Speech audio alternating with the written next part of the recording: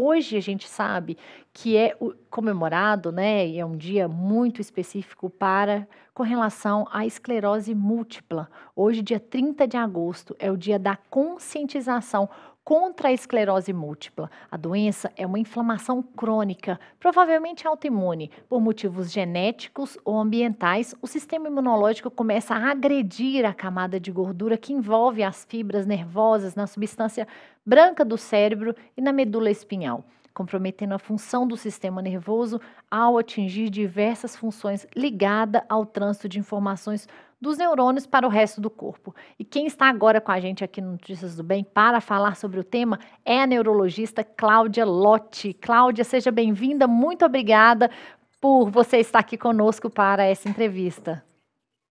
Obrigada a você, querida. Tá me ouvindo bem? Sim, estou te ouvindo muito bem. Cláudia, a esclerose múltipla, né? Ela é uma doença silenciosa ou a pessoa pode ter alguns sintomas que ela já pode tentar mapear isso e ir para um médico? Bom, a esclerose múltipla, ela é uma doença normalmente que atinge pessoas jovens, né? Então, o mais comum é que seja inicie, o que é duro sobre ela, né? Inicie dos 20 até uns 40 anos de idade, é o período mais comum de iniciarem os sintomas. Tá? Existem algumas formas de esclerose múltipla, mas a forma mais comum, que é uma forma chamada remitente, recorrente, né? A pessoa tem surtos de dificuldades, diria assim. Vamos supor que pode pegar o sistema da visão. Então, ela pode ter uma perda visual, um embaçamento visual com dor ao movimento ocular. Ou ela pode ter, por exemplo, o comprometimento da sensibilidade de uma área do corpo. Ou o comprometimento da motricidade, da força. Ela perde a força de uma área do corpo também, por exemplo. Ela pode ter desequilíbrio. Então, a sensação de que está andando como um bêbado, sabe? Com um andar desequilibrado. Então, pode ter alteração urinária. Então, tem várias coisas que podem acontecer. Cada indivíduo pode ter uma sintomatologia diferente, porque depende da área do cérebro que a inflamação pegou, né?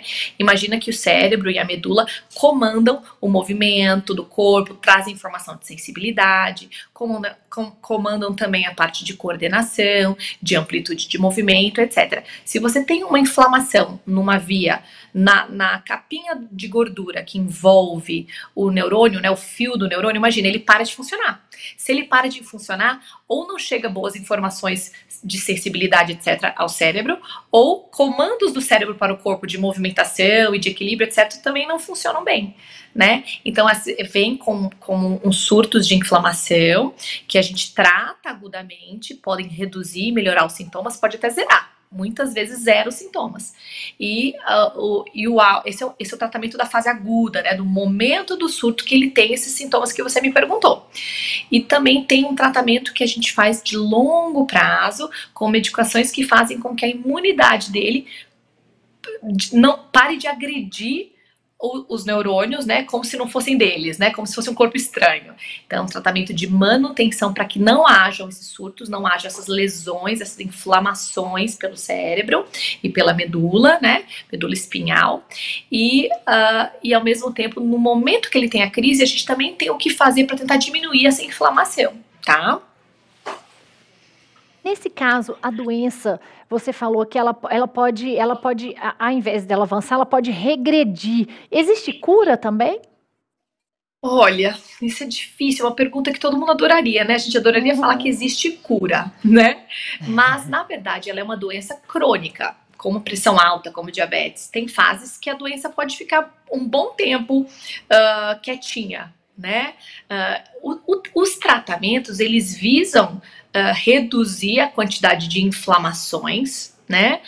Visam reduzir a progressão da incapacidade do paciente. Então, vamos supor que a pessoa vai tendo várias inflamações, que algumas podem até ser silenciosas, tá? Não é sempre, porque tem áreas do cérebro que podem acontecer a inflamação, que a pessoa não tem sintoma nenhum.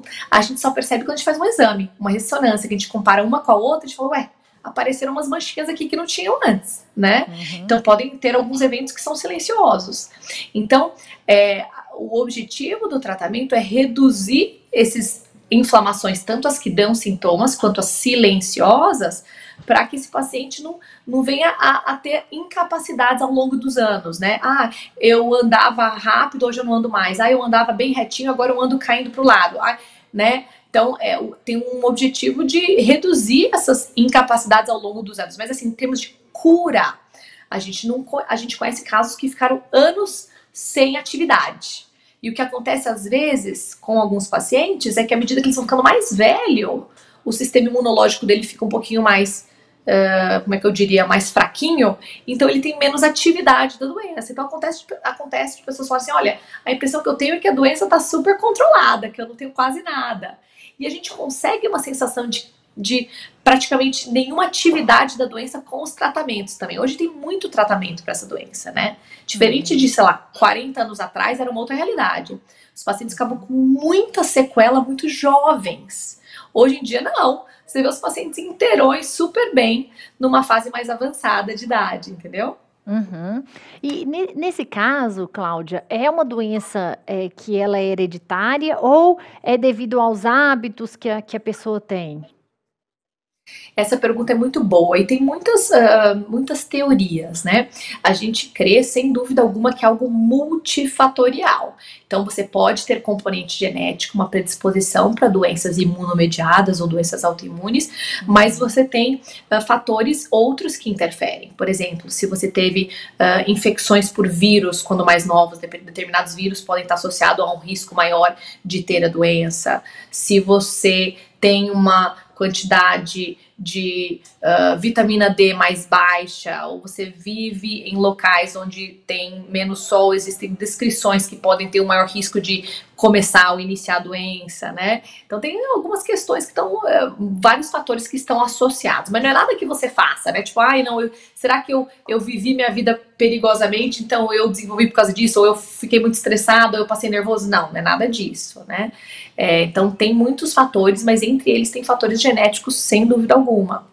Uhum. E como que é feito o tratamento? Quanto antes se descobre a doença, melhor é? Sem dúvida alguma. Então, assim, se você sentir sintomas, dormência, formigamento, perda ou alteração da sua habilidade visual, da sua acuidade visual, fraqueza, sempre procure um neurologista, né?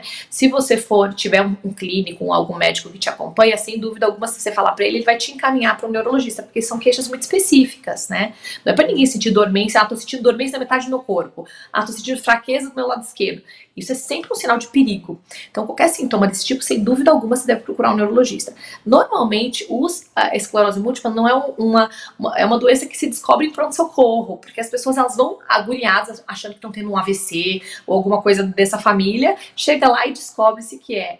Né? É difícil você descobrir assim numa consulta de rotina, eu senti, não é o comum. Comum a pessoa ir para o hospital, daí descobrir no hospital e a partir dali faz acompanhamento, né? Então, é claro, sentir qualquer sintoma estranho deve correr, porque quanto mais cedo a gente começar o tratamento, mais a gente evita essas lesões, a atrofia que pode acontecer associada à doença, a gente diminui o impacto da doença sobre o organismo dessa pessoa. Então, ela acaba tendo uma qualidade de vida muito melhor, né? E os tratamentos hoje em dia são muito bons, né? Então, tem tratamento injetável, tem tratamento oral, tem várias coisas e a maioria deles, o governo subsidia, o governo dá, né? Porque são remédios muito caros de manutenção, né, do tratamento. Então é isso que é bom, que a gente também tem a possibilidade de pegar essas medicações via SUS, né? Então sentiu alguma coisa esquisita nesse sentido, dormência, formigamento, desequilíbrio, alteração visual, procura um neurologista, sem dúvida alguma, não demore a fazer isso. Uhum. E dentro, né, dos seus pacientes, dos casos que você acompanha, teve algum caso específico sobre a esclerose múltipla? E como que foi o encaminhamento, o desenvolvimento desse caso aí dentro da sua realidade? Olha, eu tenho, é tão variável, tem paciente que, vamos supor, internou, por exemplo, uma paciente que veio para mim este ano. ela internou no final do ano passado, entre Natal e Ano Novo, com um quadro de uma dormência do lado esquerdo do corpo, da mais ou menos a altura aqui da axila para baixo, que era porque tinha tido uma lesão medular. Ela internou, já fizeram o diagnóstico, ela acabou sendo encaminhada e veio encaminhada por um colega do hospital que me conhecia para mim. Então eu já peguei ela no comecinho, começamos a tratar e ela tá ótima, zerada, você olha pra ela, não tem nada, né? Então, pegamos bem no comecinho, e ela é nova, jovem, então foi ótimo. Mas tem alguns pacientes que, né, às vezes, não, senti quando eu era mais nova, senti que perdi, fiquei com a vista embaçada por alguns dias, mas não procurei, o médico passou e eu deixei, depois senti dormência e daí não deixei. Então tem umas histórias assim, né, da pessoa que enrola até procurar um médico, e daí quando procura já tá um pouco mais avançado, sem dúvida. Mas normalmente, assim, a história mais comum do paciente me procurar são pacientes que tiveram um surto agudo, uma inflamação no sistema nervoso central, ficaram com alguma dormência, ou algum formigamento, ou alguma fraqueza, trataram no hospital e vieram para mim já encaminhado com essa possibilidade. De quando a gente vê, realmente confirma o diagnóstico ou não. Tem algumas coisas que simulam esclerose múltipla, né? Tem doenças que falam, nossa, com que a imagem pode ser parecida, o radiologista fica na dúvida, mas a gente que vê bastante fala, não, isso não é, isso é outra doença. Então, acaba vindo assim, encaminhado mesmo, sabe? Já com a suspeita, muitas vezes. Qual foi um caso, teria assim uma situação curiosa, algo que você vivenciou com relação a isso e que além desse exemplo que você deu, que é interessante falar, e também uma dica, né, que se você puder deixar também com os nossos web telespectadores, como prevenção, bons hábitos, por exemplo, né? Sim, sim. Eu acho que tomar sol é uma coisa boa, elevar sua vitamina D de forma natural, né? Alimentos que têm vitamina D, né? Como sardinha, atum, castanhas, né? Que tem alguns componentes assim que tem vitamina D. Eu acho que uma alimentação saudável é sempre muito importante. Tomar sol, o ideal é tomar sol uns 20 minutinhos todo dia, sem protetor, né? Eu sei que as dermatos ficam de cabelo em pé quando eu falo isso, mas o certo para subir a vitamina D é isso, é sem protetor solar. Né, braço e perna de fora, né? Protege, só passa protetor no rosto, então solar, e deixa os braços e perna de fora para poder aumentar a vitamina D. Então essa é uma forma de proteger, né? A atividade física regular é muito importante. Todos esses hábitos de vida saudáveis são sem dúvidas são sem dúvida fatores de proteção neurológica de um modo geral, né? Até para outras doenças, né? Mas eu acho que é mais isso mesmo. Em termos de um caso curioso, olha, eu te digo que Deus foi bom comigo, porque os casos que eu acompanho estão bem. Então essa é a felicidade de saber que eles estão bem, praticamente sem nenhum sinal de sequela. Tem um ou outro que tem alguma dormênciazinha, uma fraquezazinha, alguma coisa que ficou de rabicho, assim, mas que no geral estão super bem controlados. Então eu fico feliz. Deus é gracioso que eu tenho bons exemplos aí para dar. Com certeza, com a sua competência, o seu conhecimento, né? E a ajuda de Deus também.